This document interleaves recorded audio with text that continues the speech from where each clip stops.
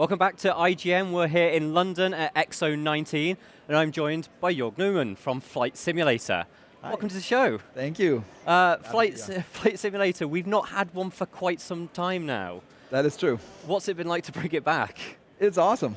I mean, so the last one that Microsoft shipped was in 2006. Mm-hmm. And what's awesome about it is the fans stayed loyal to it. They've been playing ever since. There's a whole ecosystem of companies that makes add-ons. Mm-hmm. So when we came back, like this year at E3, it's the first time we announced, it was such a warm welcome of the fans. It was just heartwarming, you know, because we've been working on this for a few years now, and it was, are people going to be ready for it, and do they really want it? And the answer is absolutely, and people are so glad that we're back. And here at X019, you've obviously come with some announcements. We did. Boeing, I believe, being one of the biggest. Yes, finally. I mean, it feels like you can't have a flight simulator without Boeing, Isn't that right? Mm-hmm. That's exactly right. Yeah, so we've worked, obviously Boeing is also in Seattle, so we work quite close with them, but it takes time to do the right thing. So today we're announcing a 747-8i, right? Which is an awesome plane, super iconic. And yeah, it sort of ends the story. Like at E3 we had shown anything from a Cessna 172 to an Airbus 320neo. But we always looked at like, my God, we need a Boeing plane. We need one of the big ones. So it's we couldn't be more happy. Mm-hmm. And I know that sort of like Boeing is so iconic because we've all been on Boeing planes whenever we've been abroad and stuff like that. But what does that mean for players? You know, what does a Boeing plane bring to the experience?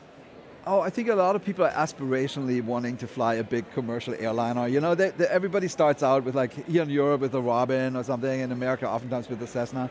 But the aspiration always is to go fly one of the big ones, and they're obviously much more complicated than the sort of the entry-level planes, but it is the pinnacle of flying. So yes, couldn't be happier. Absolutely.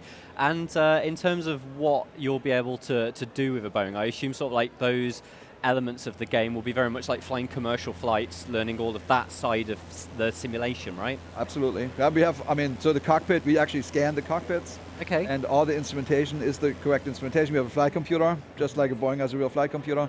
So you really get to learn the entire electronic system, every gauge that's in there.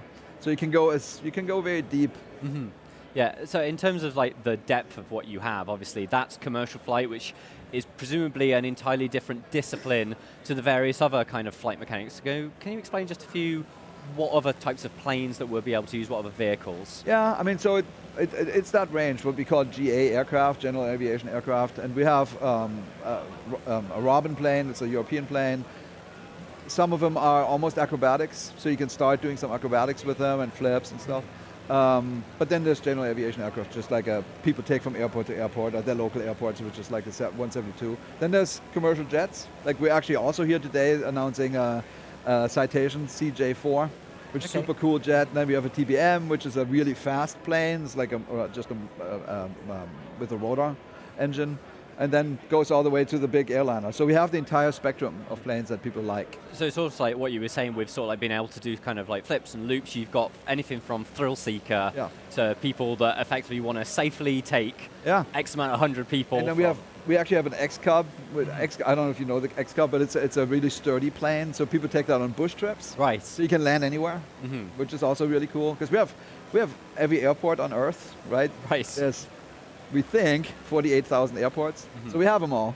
But then there's a lot of people who just want to go fly into a riverbed, and there's less challenges in the real world where people do that. And so we can do that too. We have like the one of the best Pipers with like a really sturdy frame, so you can take it everywhere.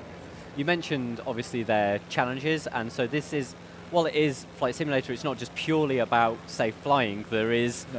There are these kind of elements that you can tease out of people to encourage them to do other things in the world, right? Could you give us an example of some of these challenges? Yeah, landing challenges. We actually have one here on the show floor. It's a famous airport. It's called Courchevel in France. It is because the runway is sloped. It actually goes straight down the mountain, so when you stand on it, it literally falls like a ski slope. And landing on that is really hard. So you need to approach it just right. You need to throttle back. And we have epic competitions amongst the team. Trust me, every day we come in, try to beat our high score. Yeah. So it's like a game in that way. Yeah, and I mean, like for anybody that sort of like is into their hardcore sims, there still obviously is all of that. I know that kind of like one of the other guys from IGN was down there playing it earlier and was talking about how like when you're in the Alps because of the air, you've got to get the fuel mix right because of the density of the air and stuff like that. For sure. Yeah, I mean, we've taken this so far. Like we're simulating the entire Earth's atmosphere. I don't know how much you know about this, but we have data all the way up to 65,000 feet. We have clouds in 32 layers. We have all the right wind direction, precipitation. We have the dirt particles in the air. And you really have to, if you've ever flown a small aircraft, it's like swimming. Right. It's just like it. And so you have to feel the air and really do the right thing. All the turbulences are right, so our entire wind system is accurate.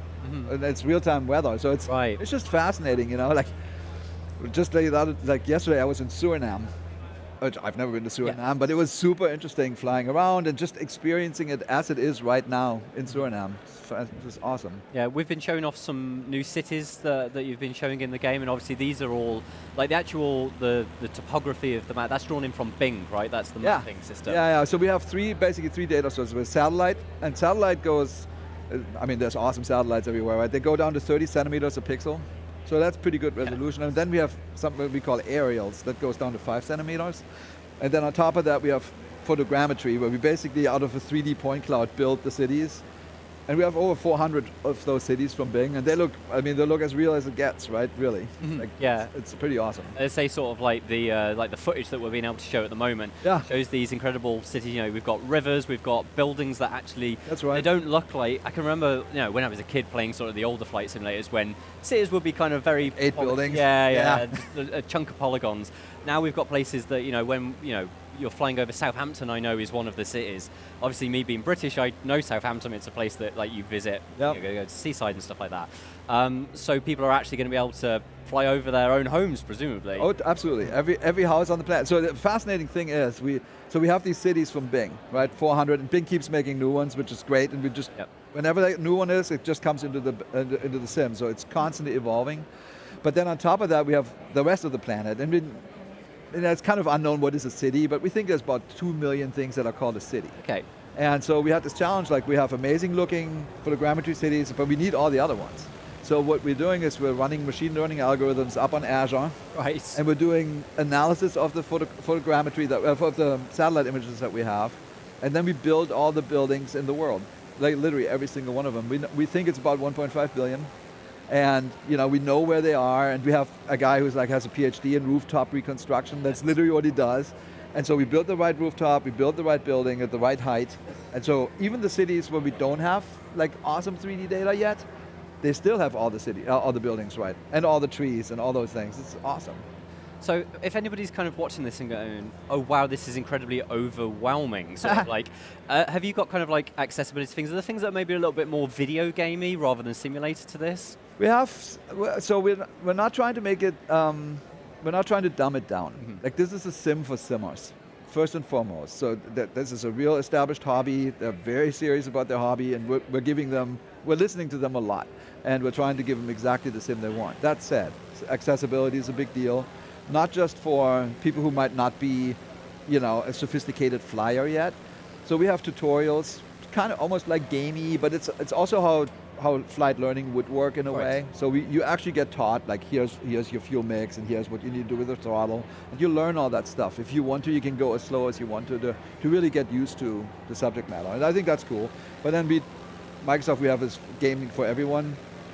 We take that super seriously. It's also fascinating. We work with groups that there's blind people that can fly, and people with other particulars that we have to take care of. So we're working with all that to make sure that we have this notion of leave no pilot behind, because if you have the dream to fly, you should be able to fly. Absolutely. It sounds a fascinating project, and I'm really excited to get, cool. I'd say hands-on, maybe throttle on is the better paddle on, yoke on. But that's everything from Flight Simulator here for the moment at X019, but keep tuned to IGN for even more.